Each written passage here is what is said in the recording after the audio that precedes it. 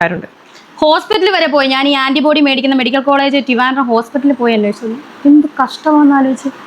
അത് എങ്ങനെയാലും ആ ക്യാൻസർ വന്നാൽ കൊച്ചു ആരോട് തെണ്ടുന്നില്ല. അതെങ്ങനെയാലും ചികിത്സിക്കുവോ, മരിക്കുവോ, ജീവിക്കുവോ, എന്ത് വേണം ചെയ്യട്ടെ. അങ്ങനെ എന്ത് വേണേലും ചെയ്യട്ടെ എന്ന് വിചാരിക്കാൻ പറ്റത്തില്ല. കുറച്ച് ബുദ്ധിമുട്ടാണ്. ഞാൻ കുറച്ച് ദിവസങ്ങൾ കൊണ്ടേ, കുറച്ച് മാസങ്ങൾ കൊണ്ടേ രേണുവിനെ ഞാൻ കുറ്റം പറയാറേ ഇല്ല.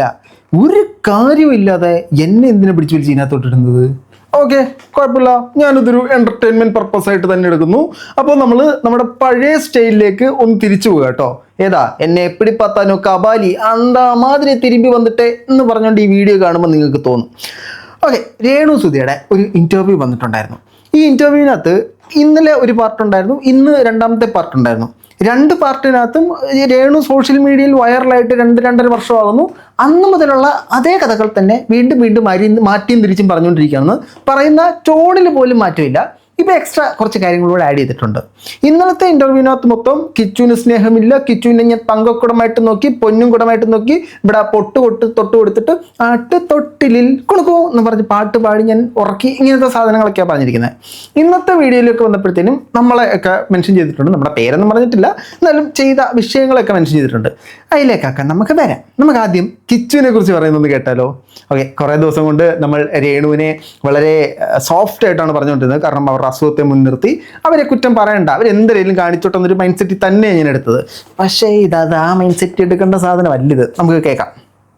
കിച്ചുവിനെ കാണാനായിട്ട് ആഗ്രഹിച്ചിട്ടുണ്ടായിരുന്നു. സത്യം പറഞ്ഞാൽ ഞാൻ എന്തുമാത്രം സ്നേഹിച്ച കുട്ടിയായിരുന്നു അറിയും. കാരണം നമുക്ക് ആദ്യമായിട്ട് നമ്മളെ അമ്മയെന്ന് വിളിച്ചൊരു കുട്ടിയായിരുന്നു അവൻ. അപ്പം ഞാൻ എപ്പോഴും ഓർക്കുമായിരുന്നു, 2016 ലാസ്റ്റാണ് സൂചാട്ടൻ എനിക്ക്.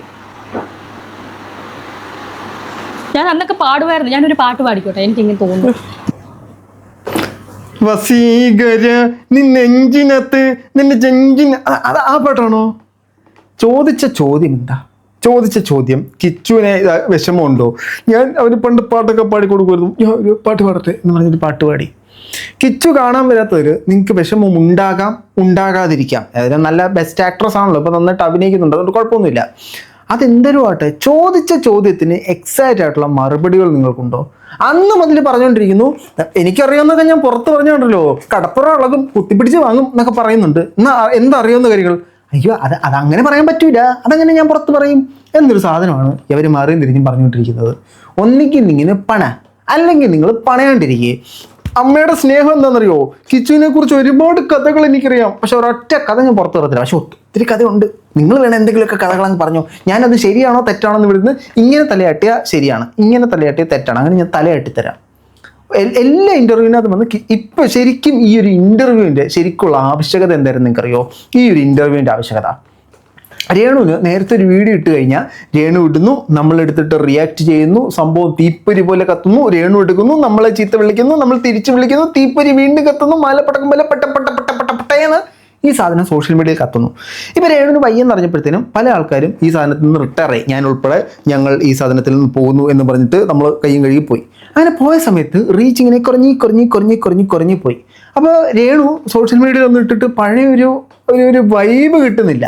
അപ്പോൾ വൈബ് കിട്ടാൻ വേണ്ടിയിട്ടാണ് ഈ ഇൻ്റർവ്യൂ കൊടുത്തത്. ഈ ഇൻ്റർവ്യൂ എങ്ങനെ കൊടുത്തത്? അവരെ അങ്ങോട്ട് വിളിച്ചിട്ട് നിങ്ങൾ ഇങ്ങോട്ട് വരാൻ പറഞ്ഞ്, നിങ്ങൾ ഇങ്ങോട്ട് വന്നിട്ട് എനിക്ക് ഇങ്ങോട്ട് പൈസ തരണം, അപ്പം ഞാൻ അങ്ങോട്ട് കുറേ കുറ്റങ്ങൾ പറഞ്ഞുതരും, നിങ്ങൾ കണ്ടന്റ് ആക്കിക്കോ, നിങ്ങൾ വിറ്റ് കണ്ടന്റ് ആക്കിക്കോ. ഇതാണ് സംഭവം. ഇത് നമ്മളെ ഷെഫീന ചേച്ചിയുടെ ചാനലിൽ ഒരു വോയിസ് വന്നിട്ടുണ്ടായിരുന്നു. ഒരു സ്ത്രീ ലവരെ വിളിക്കുന്നു.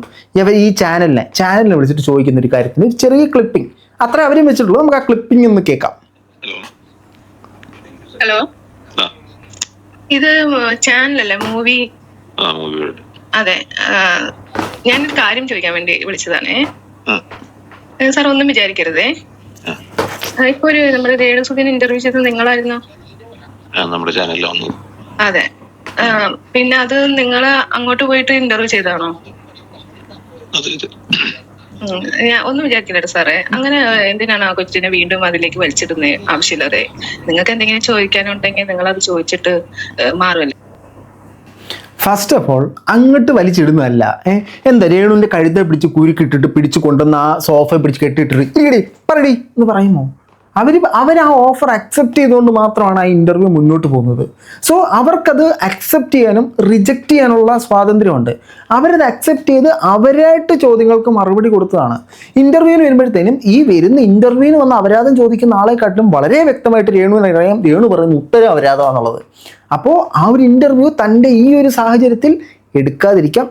അത് രേണുവിൻ്റെ കാര്യമാണ്. രേണു എടുത്തു കഴിഞ്ഞാൽ സാമാന്യം കോൺട്രവേഴ്സി ചെയ്യണ്ടേ. അതുകൊണ്ട് നമ്മൾ എന്താ ചെയ്യുന്നത്? റിയാക്ഷൻ വീഡിയോ ചെയ്യുന്നവരെന്താ ചെയ്യുന്നത്? മറ്റുള്ളവരുടെ പച്ച ഇറച്ചി ചിക്കൻ കാലുവിലൊക്കെ അടിച്ച് തിന്നുന്നു, മറ്റുള്ളവരെ കുറ്റം പറഞ്ഞു കുടുംബശ്രീ ആയിട്ട് ജീവിക്കുന്നു. ഏതോ ഒരു ചാനൽ എന്നെ വന്ന് കുടുംബശ്രീ എന്നൊക്കെ ഇട്ടിട്ടുണ്ടായിരുന്നു. ഓക്കെ, കുടുംബശ്രീ ആയിട്ട് നമ്മൾ ഇങ്ങനെ പ്രശ്നങ്ങൾ ഉണ്ടാക്കുന്നു. ഈ ഒരു ഇൻ്റർവ്യൂ 2 പാർട്ട് ഉണ്ടായിരുന്നു. ഒന്ന് 25 മിനിറ്റ് എന്തോ, മറ്റൊന്ന് 30 മിനിറ്റ് എന്തോ. ഫുള്ള് കുറ്റമാണ്. പോസിറ്റീവായിട്ട് ആരെങ്കിലും പറഞ്ഞോ? ഫിറോസിനെ പോസിറ്റീവ് പറഞ്ഞു, അപ്പോൾ തന്നെ നെഗറ്റീവ് പറഞ്ഞു. നമ്മളെ നെഗറ്റീവ് പറഞ്ഞ്, അതുലിനെ നെഗറ്റീവ് പറഞ്ഞു. പക്ഷെ നിങ്ങൾക്ക് പോസിറ്റീവായിട്ടുള്ള സാധനങ്ങൾ നിങ്ങൾ അതിനകത്ത് പറയാമല്ലോ. ആ രോഗത്തെ നിങ്ങൾ എങ്ങനെ മലത്തി അടിച്ചു എന്നൊക്കെ പറയാമല്ലോ. അതൊന്നുമില്ല. ഞാൻ നെഗറ്റീവ് മാത്രമേ പറയൂ. പക്ഷെ എന്നെ നെഗറ്റീവ് പറയുന്നവർ പച്ചയിറച്ചി തിന്നുന്നവർ ഒരു കുടുംബശ്രീ. അല്ല, കുടുംബശ്രീ. ബാക്കി പറ. എനിക്ക് അവരുടെ റിപ്ലൈ അയക്കണ്ടേ. എല്ലാവരും അവർക്ക് ചികിത്സക്ക് പൈസ ഇല്ലെന്ന് പറഞ്ഞ് ഇങ്ങടെ വിളിച്ചുകൊണ്ട് നമ്മൾ പോയത്. അല്ല സാർ, അത് മോശമല്ലേ, പാവല്ലേ. നമുക്ക് വീട്ടിൽ അവർക്ക് പൈസ നമ്മൾ കൊടുത്തിട്ടാണ് എടുത്തേക്കുന്നത്. അതറിയാം, അത് നമുക്കെല്ലാം അറിയാം. നിങ്ങൾക്ക് അവരിങ്ങാട് വിളിച്ചുകൊണ്ടാണ് നമ്മൾ പോയത്. എങ്ങനെ? അവരിങ്ങാട് വിളിച്ചുകൊണ്ടാണ് നമ്മൾ അങ്ങാട് പോയത്. അതുകൊണ്ടാണ് അവരോട് അങ്ങാനാത്ത ചോദ്യങ്ങൾ ചോദിച്ചത്. അതുകൊണ്ടാണ് അവർ ഇങ്ങാനാത്ത ഉത്തരങ്ങൾ തിരിച്ചു തന്നത്. നമ്മൾ പൈസയ്ക്ക് വേണ്ടി തെണ്ടുന്നില്ല എന്ന് പലയിടത്തായിട്ട് പറയുന്നുണ്ടല്ലോ. ഇത് പണിയെടുത്ത് ജീവിക്കുന്നതാണ്, ഞാൻ അക്സെപ്റ്റ് ചെയ്യുന്നു. എന്നാലും ഞാൻ ജസ്റ്റ് ഒന്ന് ചോദിച്ചതാ. നിങ്ങൾ ഇത് ചുമ്മാ വെറുതെ ഒരു കോൺട്രവേഴ്സി ഉണ്ടെങ്കിൽ തിരിച്ചു വരാനുള്ള പ്ലാനാണോ? തിരിച്ചു വരുന്നെങ്കിൽ തിരിച്ചു പോയോ, എനിക്ക് സന്തോഷം മാത്രമേ ഉള്ളൂ. നിങ്ങൾ തിരിച്ച് സോഷ്യൽ മീഡിയ ഒന്ന് ആക്റ്റീവായിട്ട് പരിപൂർണ്ണ ആരോഗ്യവതിയായിട്ട് വാ. പക്ഷേ സബ്സ്ക്രിപ്ഷൻ തുടങ്ങിക്കഴിഞ്ഞാൽ ഭയങ്കര മോശം കേട്ടോ. ഇനി അത് ചെയ്യില്ല. നിങ്ങൾ ആ ബിഷപ്പിനോട് ഞാൻ ഇനി ദൈവത്തിന് വേണ്ടി സാക്ഷ്യം പറയുന്നൊക്കെ പറഞ്ഞതാണ്. ഓക്കെ, നമുക്ക് രേണുവിന് പറയാനുള്ള ബാക്കി കേൾക്കാം.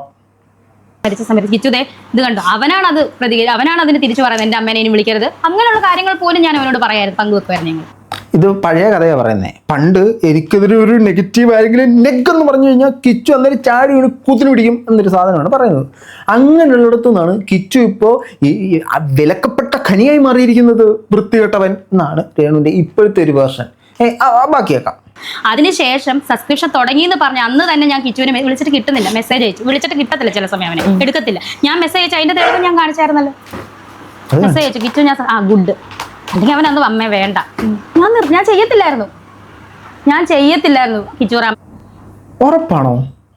ശരിക്കും ആദ്യം കിച്ചുവിന് മെസ്സേജ് അയച്ചപ്പോൾ കിച്ചു അമ്മ വേണ്ട കൊള്ളത്തില്ല എന്ന് പറഞ്ഞാൽ ചെയ്യത്തില്ലായിരുന്നു.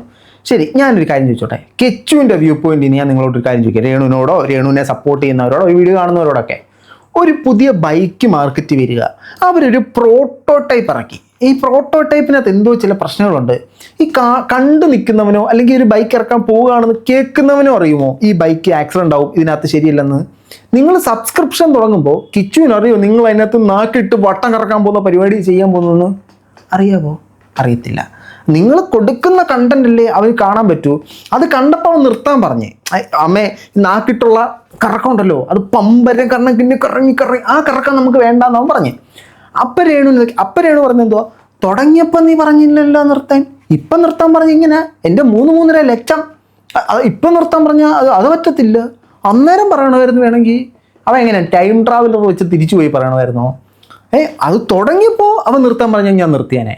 പക്ഷെ പ്രശ്നമായപ്പോൾ അവൻ നിർത്താൻ പറഞ്ഞു കഴിഞ്ഞാൽ നിർത്താൻ പറ്റത്തില്ല. എനിക്ക് ത്രില്ലടിച്ച് ഇന്നായി കഴിഞ്ഞോട്ടല്ലോ, പിന്നെ ഭയങ്കര ത്രില്ലാണ്. ഓരോ നെഗറ്റീവുകളും പൂച്ചണ്ടായകളായിട്ടൊക്കെ അക്സെപ്റ്റ് ചെയ്തിട്ടുണ്ടായിരുന്നല്ലോ രേണു. നല്ല ആയിക്കത്. എന്തൊക്കെ കഥകളാണോ മെനയുന്നത്. ഇത് വേണ്ട, ശരിയാ. ഇതെല്ലാം കഴിഞ്ഞ് പൈസയും മേടിച്ചു കഴിഞ്ഞ് ഈ പൈസ ഫസ്റ്റ് അയച്ചു കൊടുത്തപ്പോ, ഇപ്പൊ സബ്സ്ക്രിപ്ഷനിൽ നിന്ന് കിട്ടിയ ആ ഫസ്റ്റ് എമൗണ്ട് അയച്ചു കൊടുത്തപ്പോ എങ്ങനെയല്ല മോനെ അയച്ചു കൊടുക്കുന്നത്? അവൻ ചോദിക്കുന്ന സമയങ്ങളിൽ ഞാൻ ഓരോന്ന് എന്റെ അക്കൗണ്ടിൽ വരുന്ന കാശ് അനുസരിച്ച് ഞാൻ അയച്ചു. അതൊരു അമ്മ എന്ന നിലയ്ക്ക് നിങ്ങളുടെ ഉത്തരവാദിത്വമല്ലേ? എനിക്ക് അറിയാൻ പാടില്ലാത്തതുകൊണ്ട് ചോദിക്കുക. അവന് സമ്പാദിക്കാനുള്ള ശേഷി ആകുന്നതിന് മുമ്പേ അവന് പൈസ വേണ്ടുന്നപ്പോൾ നിങ്ങളെ അമ്മയായിട്ട് കണ്ട് വിളിച്ച് ചോദിച്ചപ്പോൾ നിങ്ങളത് കൊടുത്തിട്ട് അവന് ഞാൻ പൈസ അയച്ചു കൊടുത്തിട്ടോ, അവന് ഞാൻ പൈസ അയച്ചു കൊടുത്തിട്ടുണ്ട്, അവന് ഞാൻ പൈസ അയച്ചു കൊടുത്തിട്ടുണ്ട് കേട്ടോ എന്ന് നിങ്ങളുടെ ചുറ്റുവട്ടത്തുള്ള സകലമായ മനുഷ്യനോട് നിങ്ങൾ അറിയിച്ച് അവന് പൈസ അയച്ചു കൊടുത്തിട്ടുണ്ടെന്നുള്ളത്. ഇതൊരുമാതിരി കുടുംബശ്രീ പെണ്ണുങ്ങളെ പോലെ എല്ലാം ഇല്ല കേട്ടോ, ചില കുടുംബശ്രീ പെണ്ണുങ്ങൾ, എല്ലാവരും ഒന്നും ഞാൻ പറയത്തില്ല. ഇവിടെ കേൾക്കുന്ന അവിടെ പറയുക, അവിടെ കേൾക്കുന്ന ഇവിടെ പറയുക, മുട്ടനാടിനെ തമ്മിൽ കൂട്ടിയിടിപ്പിക്കുക, അതുപോലത്തെ ഒരു പരിപാടി ആയിപ്പോല്ലോ ഇത്. അപ്പൊ അത് കഴിഞ്ഞ് കഴിഞ്ഞിട്ട് ഇതിനകത്ത് കിട്ടിയ ഒരു എമൗണ്ട് ആണെന്ന് ബോധം ഉണ്ടാവുമല്ലോ കുട്ടിക്ക്. അപ്പൊ പിന്നെ അന്നേരം എന്താ ഇത് വേണ്ടമ്മ, ഇത് ഇതിനകത്ത് കൂടി കിട്ടിയതല്ലേ എന്ന് അന്നേരം നാക്കിട്ടുള്ള കറക്കം വന്നില്ലല്ലോ. നാക്കിട്ടുള്ള കറക്കവും മറ്റേ ഇങ്ങനെ ലൈവ് വരുമ്പോൾ ഇങ്ങനെ കുറച്ച് കഴിയുമ്പോഴത്തേനും അതൊക്കെ കാണുമ്പോഴല്ലേ അവനത് വേണ്ടെന്ന് പറയത്തുള്ളൂ. അവൻ എങ്ങനെയാ രേണു മോനെ ഞാൻ സബ്സ്ക്രിപ്ഷൻ തുടങ്ങുകയാണെന്ന് പറയുന്നുണ്ടേ, ഇവൻ നേരെ പോയിട്ട് ചമ്മറം മടങ്ങിയിരിക്കും. എന്നിട്ടൊരു ക്യാരംസ് ബോർഡ് എടുത്ത് വെക്കും. എന്നിട്ട് ക്യാരംസിന്റെ കട്ടകൾ ഇങ്ങനെ അങ്ങോട്ടും ഇങ്ങോട്ടും കബഡി നിരത്തിട്ട് അമ്മ ഇതാണ് ഇന്നത്തെ ലൈവിൽ ഇടാൻ പോകുന്നത്, അമ്മ വേണ്ട എന്ന് പറയാൻ പറ്റുമോ? നിങ്ങൾ കാട്ടിക്കൂട്ടിയതിന് ശേഷമല്ലേ അവന് പറയാൻ പറ്റൂ. അപ്പോൾ അവൻ പറഞ്ഞു, നിങ്ങൾ കേട്ടോ, ഞാൻ വേറൊരു കാര്യം ചോദിച്ചോട്ടെ. നിങ്ങളിങ്ങനെ നടന്നു പോവാം, മുന്നിലൊരു കിണർ, ആ കിണറ്റിൽ ചാടാൻ പോവാന്ന് നിങ്ങൾ പറഞ്ഞു. നിങ്ങൾ അതിനകത്തോട്ടെടുത്ത് ചാടി തിരിച്ച് കയറി വരാനൊരു ഓപ്പർച്യൂണിറ്റി കിട്ടുമ്പോൾ നിങ്ങളത് ഉപയോഗിക്കണ്ടേ? നിങ്ങളത് ഉപയോഗിച്ചില്ല. അതേപോലെയാണ് ഈ സാധനം. അവൻ ആദ്യമേ അവൻ അറിയില്ലല്ലോ അവിടെ കിണറുണ്ട്, വീഴാൻ പോവാണ്, വീണ് കഴിഞ്ഞാൽ തിരിച്ച് കയറാൻ പറ്റൂലെന്ന്. വീഴുന്നതിൻ്റെ തൊട്ട് മുമ്പ് അവൻ പറഞ്ഞു. അപ്പോൾ സ്വന്തമായിട്ട് എടുത്തങ്ങ് ചാടി കൊടുത്തു. അതാണ് ഞാൻ പറഞ്ഞത്. ഇതെല്ലാം കഴിഞ്ഞിട്ട് അമ്മേനെ എന്താണ് കാണാൻ വരാത്തെന്ന് ജനങ്ങൾ ചോദിക്കുമ്പോ ഒരു ന്യായം പറയാൻ വേണ്ടിട്ട് ഒരു മെസ്സേജ് എനിക്ക് അയച്ചു. അമ്മയെ ഹൃദപ്പം കാണുന്നതല്ലേ. അപ്പൊ ഞാൻ ഇത്രയും ആ മെസ്സേജ് അവൻ കാണിച്ചായിരുന്നല്ലോ സ്ക്രീൻഷോട്ട്. ഞാനിപ്പോ തിരിച്ചയച്ചേടാ, അതിന് ഞാൻ എന്ത് തെറ്റ് ചെയ്യുന്നില്ലല്ലോ. എത്രയോ പേര് കുടുംബത്തിൽ ഓരോ ഇപ്പം ബിക്കിനി ഇട്ട് അഭിനയിക്കുന്ന സ്ത്രീകൾ, ഞാൻ അവരെ കുറ്റപ്പെടുത്തത്തില്ല. പണ്ടേ ഞാൻ പറഞ്ഞില്ല, അത് അവരുടെ ഇഷ്ടമാണ്. ബിക്കിനി ഇട്ട് അഭിനയിക്കുന്നത് തെറ്റല്ല. നിങ്ങൾക്ക് വേണ്ടുന്ന രീതിയിലുള്ള ഹോട്ട് ആൻഡ് സെസ്കി ആയിട്ടുള്ള വസ്ത്രങ്ങൾ നിങ്ങൾക്ക് ധരിക്കാം, അതൊന്നും തെറ്റല്ല. പക്ഷെ അങ്ങനത്തെ വസ്ത്രങ്ങൾ ധരിക്കുമ്പോഴത്തേനും പല ആൾക്കാരും പല സാധനങ്ങൾ ചോദ്യം ചെയ്യും. രേണു എന്ത് ചെയ്യണമെന്ന് പറയുമോ? രേണുവിന് ഇപ്പോൾ വയ്യാതൊക്കെ ഇരിക്കുന്നതല്ല, അത്യാവശ്യം സമയമുണ്ടെന്ന് ഞാൻ വിശ്വസിക്കുന്നു. സബ്സ്ക്രിപ്ഷനിൽ കയറി രേണു ഇട്ട വീഡിയോസ് ഒന്ന് കണ്ടു നോക്ക്. അറപ്പുളവാക്കാതെ രേണുവിനത് കാണാൻ പറ്റുമോ നോക്ക്. നാക്കിട്ടുള്ള ഒന്ന് കണ്ടു നോക്ക്. അതുപോലെ തന്നെ ഏതാണ്ട് സ്ട്രോയ്ക്കകത്ത് കുടിച്ചിറക്കിയിട്ട് അത് തിരിച്ച് തുപ്പിക്കളഞ്ഞിട്ട് പിന്നെ ഒരു വൃത്തികേടൊക്കെ ചെയ്തായിരുന്നല്ലോ. രേണു തന്നെ കണ്ടു നോക്കാതെ എങ്ങനെ ഉണ്ടെന്നുള്ള സാധനം. എന്നിട്ട് രേണു ഒന്ന് മൂല്യനിർണ്ണയം ചെയ്ത് കഴിഞ്ഞാൽ കുറച്ചുകൂടെ നന്നായിരിക്കും. എങ്ങനെ സബ്സ്ക്രിപ്ഷനെ അങ്ങ് വെളുപ്പിക്കണം. എൻ്റെ ബിഷപ്പെ, നിങ്ങൾ ഈ വീഡിയോ കാണുന്നുണ്ടോ എന്ന് എനിക്കറിയത്തില്ല. ഇവരാണോ നിങ്ങൾക്ക് വേണ്ടി സാക്ഷ്യം പറയുന്നതൊക്കെ പറഞ്ഞു. ഇവർ പറയും മറ്റേ സബ്സ്ക്രിപ്ഷനകത്ത് വന്നിട്ട് നാക്കിട്ട് 2 കറക്കം കൂടെ കറക്കിയിട്ട് നാക്ക് വെച്ച് ഇങ്ങനെ എഴുതി കാണിക്കും, ദൈവം എന്നെ സംരക്ഷിച്ചു എഴുതി കാണിക്കും. അതല്ലാതൊന്നും പറയുന്നത് എനിക്ക് തോന്നുന്നില്ല. ഓക്കെ, ബാക്കിയേക്കാം. ഞാൻ അമ്മയെ എന്താ പറയുക, അത്രയും ഒരു ഏജുള്ള കുട്ടിയെ ഞാൻ സ്വന്തം മോനായിട്ട് സ്വീകരിക്കണമെങ്കിൽ എൻ്റെ മനസ്സാലോചിക്കും. എനിക്കൊന്നും കുട്ടികളൊന്നും ഇല്ല. പിന്നെയാണ് കിച്ചു, പിന്നെ ഋതുൽ ഇന്ന് ഇവിടെ ജനിച്ചതെങ്കിൽ അത് കിച്ചുവിൻ്റെ ആവശ്യപ്രകാരമാണ്. ഞാൻ അങ്ങനെ എനിക്ക് ആ സ്റ്റേറ്റ്മെന്റ് അങ്ങോട്ട് മനസ്സിലായില്ല. ഋതുല് ജനിച്ചെങ്കിൽ അത് കിച്ചുവിൻ്റെ കാരണപ്രകാരമാണ്, കിച്ചുവിൻ്റെ ആവശ്യപ്രകാരമാണ് ഋതുല് ജനിച്ചത്. അതായത് കിച്ചു നിങ്ങളോട് റിക്വസ്റ്റ് ചെയ്തു, അമ്മേ എനിക്കൊരു അനിയനെയും കൂടെ തരൂ, അയ്യോ അമ്മേ എനിക്കൊരു അനിയനെയും കൂടെ തരൂ എന്ന് കിച്ചു പറഞ്ഞു. അപ്പോൾ സുധിയും രേണുവും കൂടെ തീരുമാനിച്ചു, പവച്ചിറക്കി പറഞ്ഞല്ലേ ഒരു അനിയനെ കൊടുത്തേക്കാം എന്ന് പറഞ്ഞു. അങ്ങനെയല്ലേ? ഓക്കെ, ശരി, എന്തായാലും ആട്ടെ. കിച്ചു ഏതായാലും ഒരു അനിയനെ കൂടെ ആവശ്യപ്പെട്ടു. ബാക്കിയേക്കാമേ. പറയുന്നതുകൊണ്ടൊന്നും ആർക്കും ബുദ്ധിമുട്ടൊന്നും തോന്നരുത്.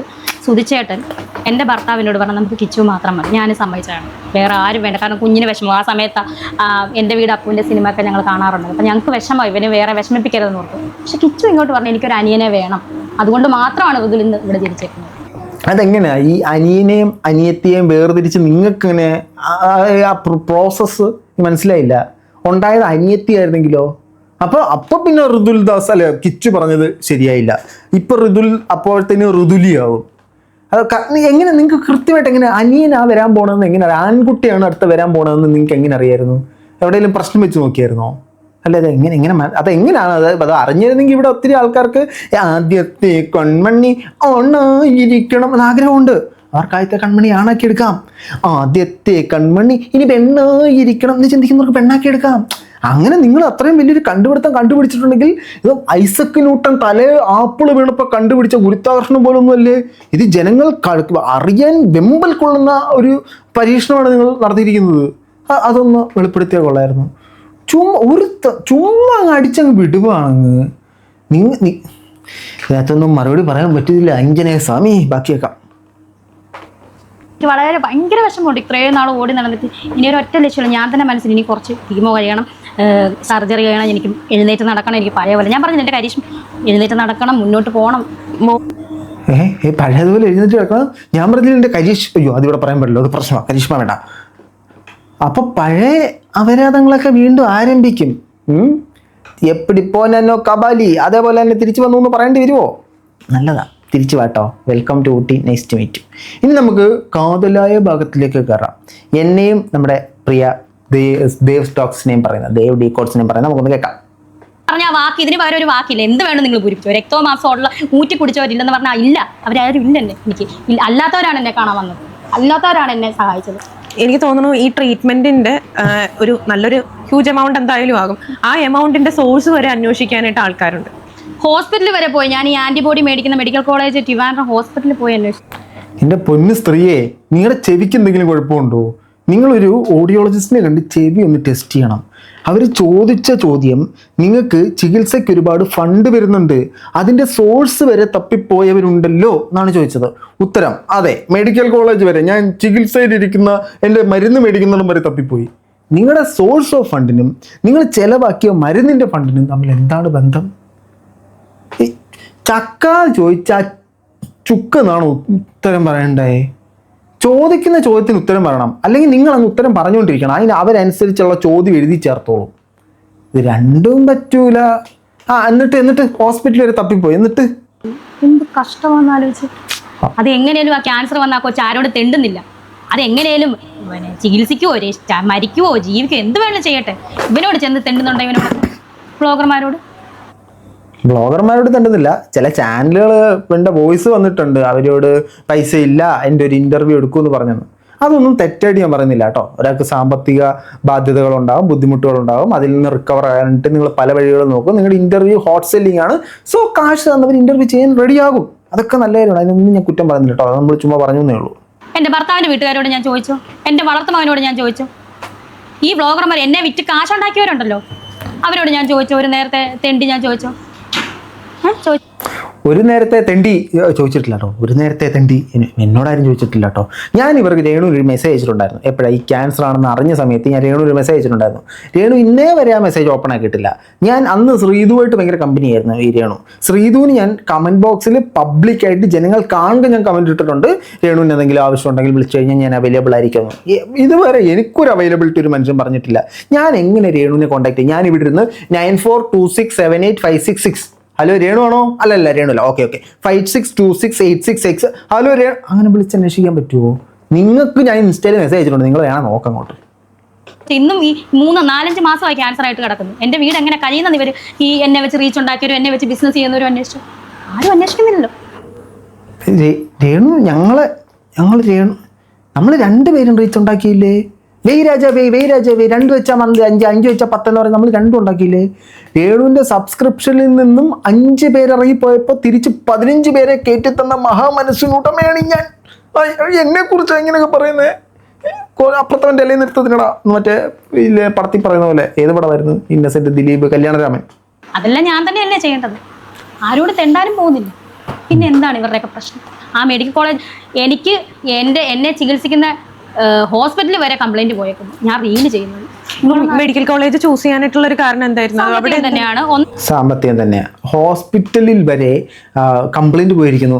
ആട്ടുതൊട്ടിൽ എന്ന് പറഞ്ഞിട്ട് ഈ സാമാനത്തെ തട്ടും. എന്തൊരു സാധനം ഉണ്ടല്ലോ ഇവിടെ ഇങ്ങനെ ഇട്ടേക്കുന്നത് ഡയറക്റ്റ്. അതൊക്കെ കാണുമ്പോൾ പിന്നെ ആൾക്കാർ കംപ്ലൈൻറ്റ്. ഞാനല്ല കേട്ടോ കംപ്ലൈൻറ്റ് വെച്ചത്. എൻ്റെ പിന്നോ എൻ്റെ പടലിക്കൂട്ട് വരില്ല. ഞാനല്ല, വേറെ ആരോ കംപ്ലൈൻറ്റ് അയച്ചേ. ഇനി ഇവരുടെ പ്രശ്നം എന്നാണെന്നറിയോ?